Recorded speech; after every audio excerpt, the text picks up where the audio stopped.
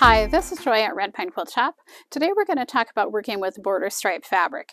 So when I'm ready to cut a border stripe fabric like this one, what I will do is accordion fold it along one of the salvage edges. So I'm folding pleats into it, working along one of the salvage edges.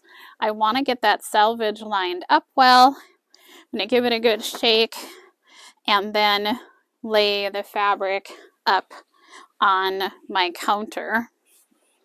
And I'm going to adjust this accordion plate back just a little bit because I like to have them staggered, because what I want to line up is one pleat with the next pleat, looking at an obvious area of the stripe like that. So I can flip this back, I can spot check partway back to make sure that things are lining up straight. I'm going to pay a lot of attention to the front edge of the accordion plate to make sure that it is lining up with the next one. If I needed to make additional pleats, I could. I can make as many as I need to cut whatever length of stripe fabric that I have.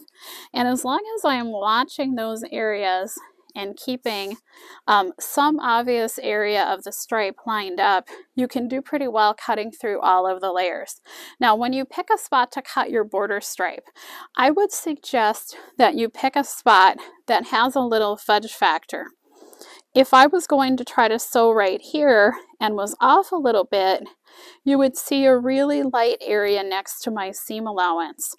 So I will pick somewheres in these dark to medium blue areas as the area that I want to sew in, because that gives me a little leeway if my sewing or my cutting isn't perfect.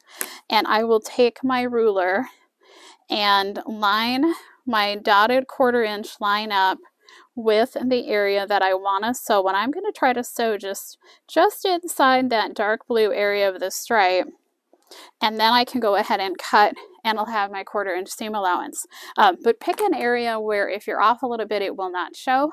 That will make the easiest way to sew your border stripe fabric.